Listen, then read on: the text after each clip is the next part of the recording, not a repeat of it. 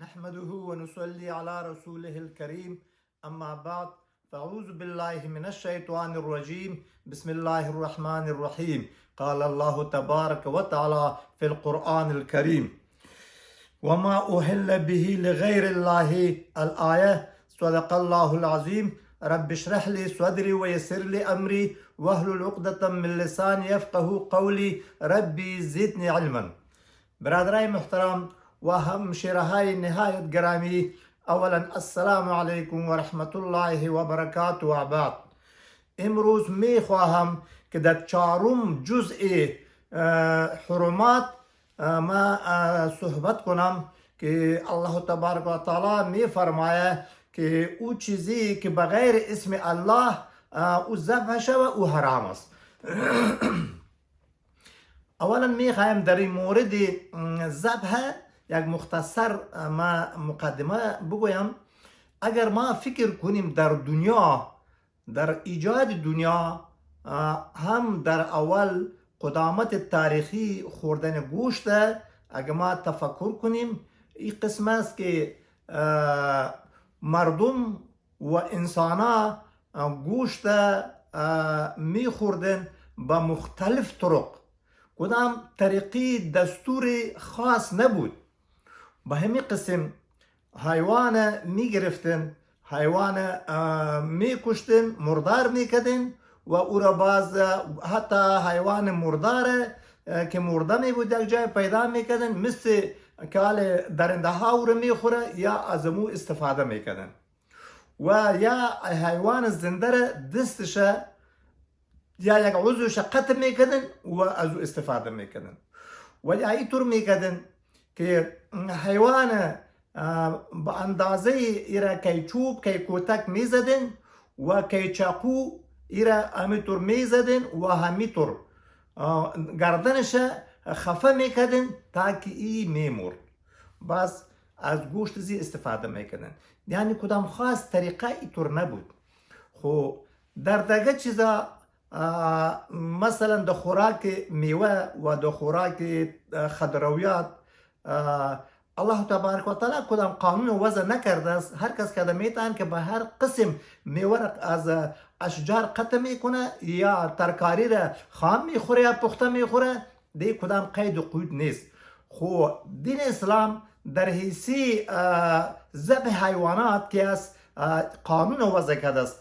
اول الله تبارک و تعالی اینطور فرموده است او چیزایی که مفید به جسم انسان، به صحت انسان، جسمن و روحن است، امر کرده است که از او استفاده شود و او حیواناتی که مضر است دیگه به او من فرموده است. مثلا خوردن گوشت خنزیر، گوشت پشک، سگ و همینطور از خر، قاطر مثلا و یا از شیر، گرگ و غیره از یا منع فرموده است. و گوشتی که مفید است مثلا از بز، گوسفند، گاو، گوساله، میش، از این چیزایی که استفاده باید شود قابل استفاده است. خب باز دیجا آزادی نداده است، مثل حبوبات و مثل میوجات و مثل سبزیجات که دوجو آزادی که هر کاری کنه، هر رقم قطع کنه، کدام کار باکی نداره. دیجا صرف سی شرایط مانده است. دیسی ذبح، یکی که باید ذابح قصاب باید یا مسلمان باشه و یا کتابیه باشه. دوم که در وقت ذبح باید اسم الله ذکر شود. سیم است که ذبح باید حلقوم شود. به حلقوم نه کس دیگه جایه. به حلقوم، ده حلقوم دو مجراست که یکی مجرای گیاس که میخوره و یکی مجرای سا است که تنفس میکنه هواره و دیگه دوتا رگ است. خب من دو بحث نمی کنم. دیگه این سی شرایط اسلام ایره مقرر کرده است و اگر ما اینطور فکر کنیم بهترین ذبح در دنیا ماهرین متخصصین صحی یا به این فکر هستن ولو که مسلمان هستن یا غیر مسلمان و به این نظر هستن که امی ذبح اسلامی بسیار یک ذبح خیلی درست و احسن است. چرا امو خون ناپاک از بین میره و دور میشه و امو حیوان پاک همینطور امو گوشتش و خون ناپاکش از بین میره و امو حیوان پاک میگرده. دیگه این یک بسیار درست صحیح طریقه ذبح هست. خب میایم دیگه دی مورد که از شاه ولی الله صاحب در حجت البالغه و همینطور دیگر علما و متخصصین در حجت الاسلام یا در بعضی دیگر کتابا مثلا در بحر الراهق در هدایه و در بدع الصنایع و در دیگر کتابات در المختار رد المختار در باب کتاب الذبائح خوب همین مسئله را فلسفه و حکمتش ذکر کردیم. من نمیخوایم که ایره ما نقل کنم. میایم دهی که آیات شریف که الله تبارک و تعالی فرموده است که و ما اهل به لغیر الله، ایجا اهل کلمه اهل از احلال اخذ شده است. احلال که چرا میگه؟ احلال به او آواز گفته میشود که بیننده در وقت دیدن ماه که با پشتو میاشتی ورتوای، یعنی د اول لیدل د میاشته چې لیدونکي آواز پورته کی ووایي چې دغه د میاشت یا این از ماه، دگه ای آواز ایر احلال میگه که ای از این احلال احل گرفته شده است که در وقت ذبح زمی گوسفند مذبوحه ای آواز خود بلند میکنه، میگه بسم الله الله اکبر. اینی بلند کردن آواز ایر چی میگه؟ ایر احل میگه.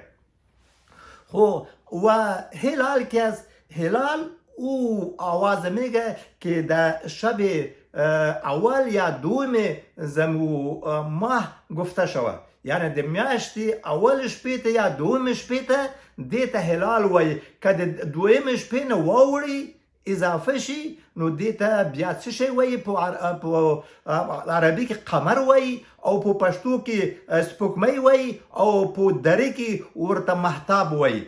نو زر از خپل اصل مطلب ته به اصل مطلب میایم که مراد از آواز که در وقت ذبح که این آواز بلند میشه، این از دو حالت خالی نیست. اول حالت است که ذابح قصاب بگویه امکیره ما حلال میکنم بسم الله بنام الله، بسم الله بگویه.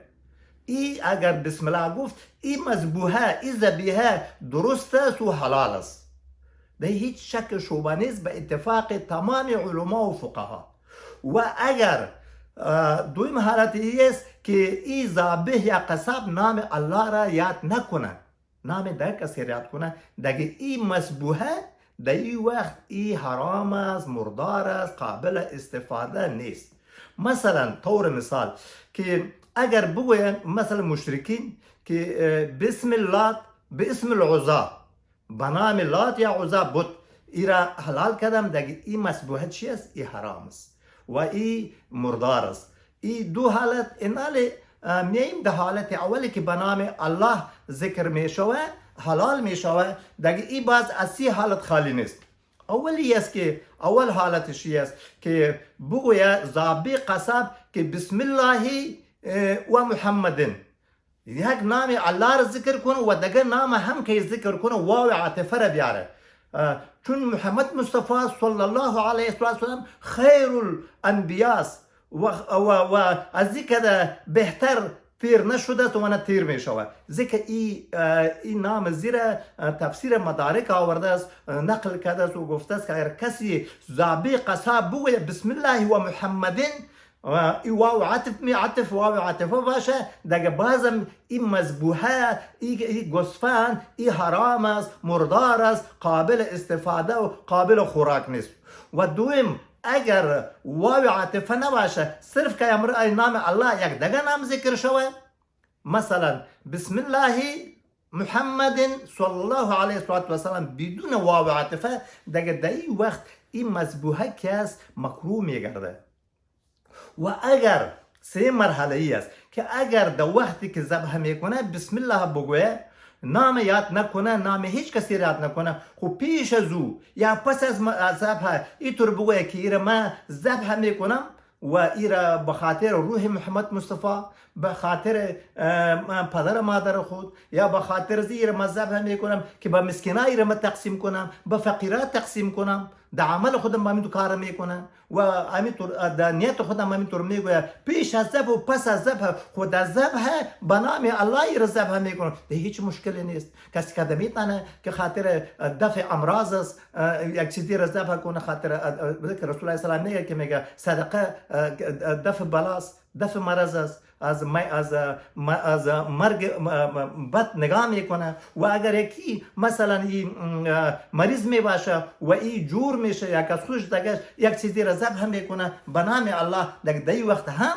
این کرده میتونه، هیچ مشکلی نداره، ذبیحیزم پاک است و هیچ مردم استفاده کرده میتونه. و یک مسئله مهمی است که اگر ذابح بگوید که این ما خاطر تقرب یا نزدیکت مثلا ولی یا از پیر یا از زیارت یا از پدر مادر یا از استاد یا از فلانی رفیق خود ایره ما خاطر زی میکشم، خاطر تقرب و خوشحالی زی، باز در این وقت دیگه این مذبوحه هم حرام است. خاطر تقرب که باشه، تقرب صرف خاطر الله آدم خاطر تقرب آدم عبادت و کار میکنه. خب مثلا در این باره در حاشیه بیضاوی اینطور یک عبارت است که در او اینطور نوشته است که هر چیزی را فکل ما نودی علیه بغیر اسم الله فهو حرام و ان ذبح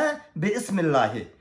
و هر چیزی که آواز شود در وقت به او چیزی بغیر اسم الله، او اگر که در وقت ذبح زی اسم الله را بسم الله را بگویه، خو ای بگویه مثلا که ایرا ما خاطر فلانی ولی یا بزرگی را ما حلال میکنم و در ذبح زی و نام الله را هم بگویه، هم بازی چیز حرام است. ایرا رد المختار هم گرفته، بحر الرائق هم گرفته، در کتاب ذبایح دی ما دیگه بحث نمیکنم. خب میایم دی که ذبح کتابیه که ما در این مسائل اروپا و امریکا و استرالیا هستیم که آیا ذبح کتابیه چی حکم داره؟ برادرای محترم، ذبح کتابیه که به دو قسم است.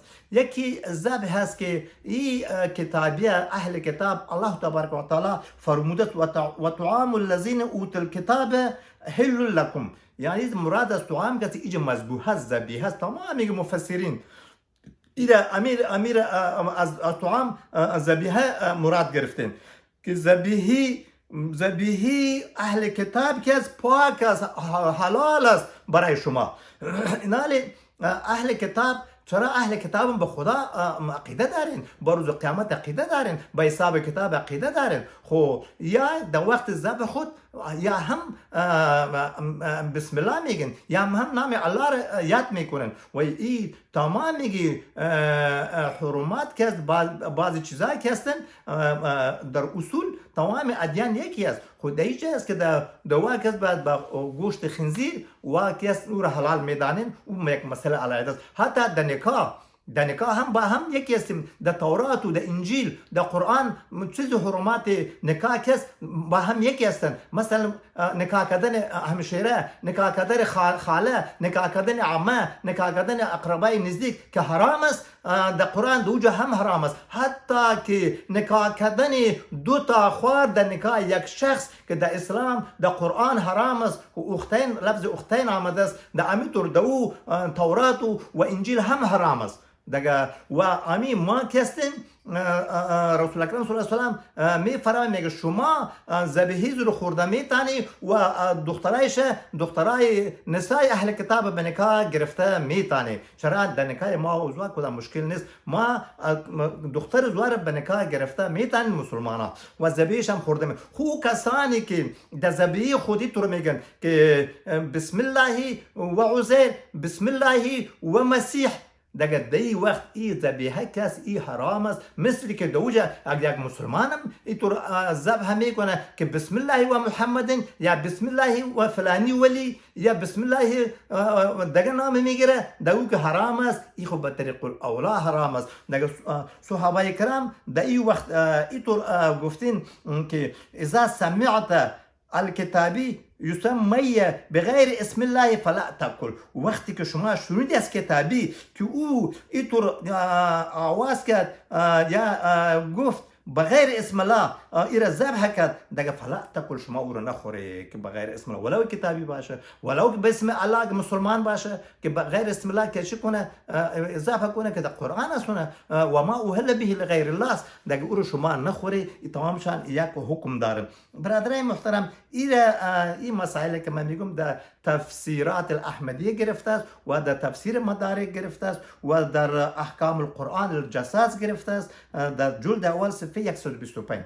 خب میم دی که او مذبوحه که او نام الله تبارک و تعالی گرفته می شود، خب باز هم او حرام است. گوسفند یا گاو که به نام الله ای حلال میشه، خوراک زو ای حرام است.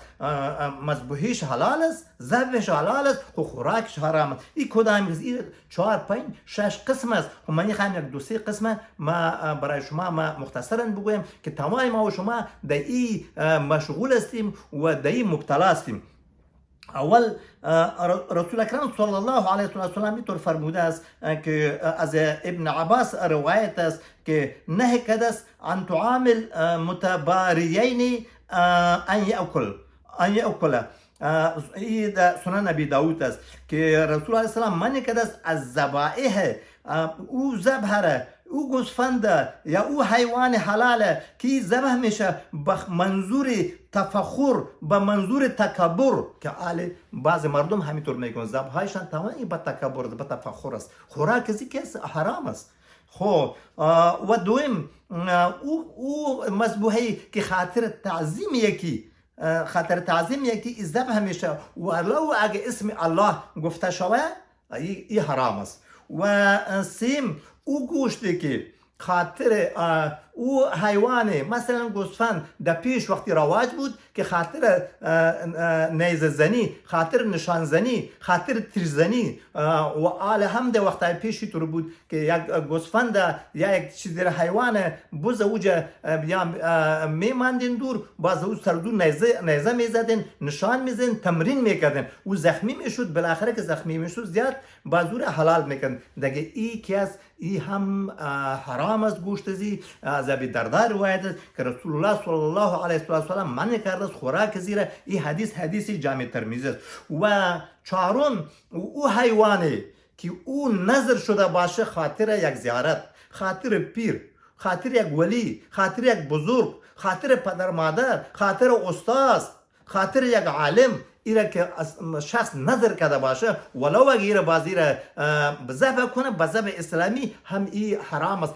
به خاطر که نظر کس نظر عبادت است. عبادت خاطر غیر الله این ناروا است، این کفر است و این روا نیست. دیگه فلهذا این کسی که خاطر غیر الله نظر میمانه دیگه او که به ذبح اسلامی ذبح میشه باز هم او حرام است. قطع نظر از حیوان اگر در خوراک، در غذا، در حبوبات، میوه یا در حلویات، در شیرینی مٹئی را به نام زیارت کسی ایره نظر میمانه و باز او را کسی که بخوره خوراک او هم حرام است. برادرای محترم، ما میایم دایی که در ذبح که در ذبح حلال، در ذبح اسلامی 7 چیزی حرام است که از او باید ما خودداری کنیم. اول دمی حیوان مثلا گوسفند طور مثال، در گوسفند خوراک تلخیش حرام است، تلخه حرام است. و دویم مسانیش حرام است. سیم که از غده حرام است. چهارم که از فرجش حرام است. پنجم که از آلت تناسلی زی حیوان حرام است. و ششم خصیتینش حرام است که بعضی مردم ایره میخورین به خاطر تقوی جنسی، خوراک زی حرام است. و هفتم دم المسفوح حرام است که همی خونه که جاری که از رگا میبرایه و که پیش در وقت جاهلیت می رواج بود که او را می گرفتن، مثلا که بسته می شد او را سرخ می کردن یا در روده می انداختن، مثلا ساسیج بود ای سرخ می کردن. دیگه این خوراک زی دم مسفوح ای حرام است. خوراک زمی خون ولو که به هر قسم باشه، ای حرام است و امی مالیدن از دمی خون قربانی که در افغانستان رواج است که میرن در دروازه میزنن یا در دیوال خود میزنن، ای هم حرام است. برادرای محترم، بیایم در اصل موضوع که موضوع ما که یک حدیث شریف که در صفحه رای حق ای نشر شده بود و بعضی برادران سردو خواهان تفسیر شده بودن. ای است که حدیث بخاری شریف است، راویش هم بی عایشه رضی الله عنها است که قوم آمد به رسول الله صلی الله علیه و سلم و اینطور طالب هدایت شدن و گفتن که با ما یک طایفه لحم میاره، گوشت میاره و ما نمیدانیم که این سردی بسم الله گفته شده است یا نشده، ذبح شده است به بسم الله به نام الله یا نه. رسول اکرم صلی الله علیه و سلم فرمود که شما بسم الله بگویی و ای را بخوری، فکلوا ای را بخوری. خب اینال ای حدیث که است به تشریح ضرورت داره. اول دایی محدثین بسیار زیاد تشریح کردن، توجیهات خود دایی دادن به خاطر توضیح حدیث. اول اینطور گفته شده که حدیث در وقت او مردم و طایفه جدید الاسلام بودن.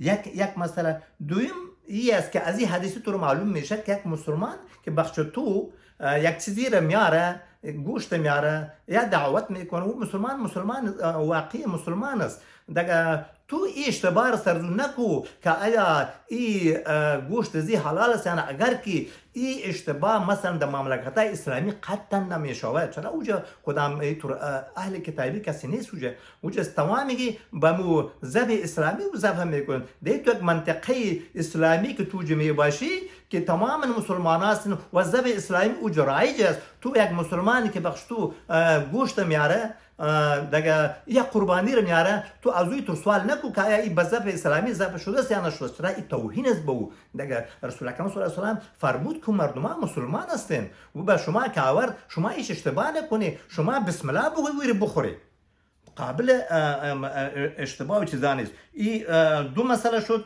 سومی است که بعضی اینطور نظر دارن که این حدیث که است این حدیث منسوخ کرده است، این آیاتی و ما اهل به لغیر الله یا دیگر آیاتی که ما داریم.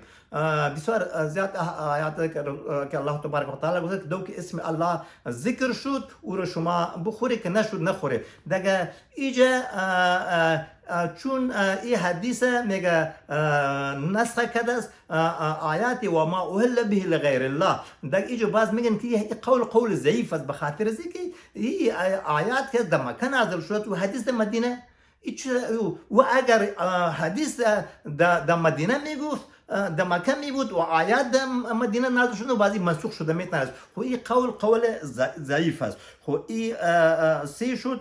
و چهارم این است که این مربوط خود زمو طایفه است که او طایفه و رسول اکرم صلی الله علیه و سلم در اکثر مسائل که میگو بخصوصی وحی میشد، چون ای که طالب هدایت شدن به رسول الله صلی الله علیه و سلم وحی شد و گفت فرمود که شما بسم الله بگوید، یعنی اشتباه نکنید که یا نگفتید، یعنی گفتین در ذبح خود بسم الله گفتین به رسول الله صلی الله علیه و سلم وحی شد. رسول الله صلی الله علیه و سلم یاره چکت یقین داد و تقویه کرد که شما بسم الله بگویید و بخورید. این دیگه مسئله چهارم. پنجمی که این معنی که در هر چیزی که باید به بسم الله خورده شود، او می نوشی بسم الله بگو و پس الحمدلله بگو، نان میخوری بسم الله بگو. یعنی شما بسم الله بگویی و دو چیزی هیچ مشکلی نیست، به او خاتمن یا ذبح خود بسم الله گفتین، خویجه هم شما بسم الله بگویی. این پنجم شد. و ششم اینطور معنا داره که بسم الله یا چون جدید مسلمان ها بودن یا بسم الله چون به خدا متعال عقیده داشتن، به وحدانیت الله عقیده داشتن، دیگه یا بسم الله در قلبشان بود. اگر کسی گفت و یا نگفت، نسیان نگفت و یا سهوا نگفت، دیگه این باکی نداره. شما چون مسلمان هستن این را ذبح کردین، اگر بدان نگویم دیگه شما بسم الله بگویی و بخوری. این حدیث علما دلیل میگیرن اگر زابه که قصاب اگر زیادش بره سهوا یا نسیانا خطا انا زیادش بره و بسم الله نگویه میگه مذبوحی زو سیس و درستش فرای خود قلبا در دل خود گفته است و ای با ارادی ذبح است و ای مسلمان است دیگه ایره و دلیل گرفتن و ای قول امام شافعی رحمه الله هم است که کسی به نسیان بسم الله نمیگه مذبوحی زو سی و درست است. من نمیخوایم دی باره اختلاف مذاهب ما تشریح کنم. خوب به نزد امام ابی حنیفه کسی که عمدن بسم الله نگویه یا از پیشش بپانه در نسیاننش یک در اختلاف است و عمدن اگر نگویه قصدن نگویه او مذبوحه کسی او مردار است. خب ما دیم بحث میکنم میایم دی که ای حکم رسول اکرم صلی الله علیه و آله حدیث مربوط خاص دمو طایفه است. دمو طایفه این مربوط زو بود. فی الحال ما در این ممالکایی که هستیم این صدق نمیکنه. ما ای تو کده نمیتانیم که در دکان بریم و از او گوشت بگیریم معلومم نباشه که این مذهب اسلامی حلال شده است، این کتابی حلال کرده است، این مجوسی حلال کرده است، این آتش پرست و بت پرست حلال کرده است، یا این مسلمان حلال کرده است بگیریم و بسم الله بگوییم و بخوریم. نه، این معنا نداره. این دیجا ما الحمدلله دکانای اسلامی داریم، دکانای مسلمان هستن که هیچ مشکل نداره. باید ما از او استفاده کنیم. از این تو چیزا ما باید خودداری کنیم که تقوا انسان متذلل میکنه. باید ما محتاط باشیم و این حدیث دیگه صدق نمیکنه. و آخر دعوانا ان الحمد لله رب العالمین.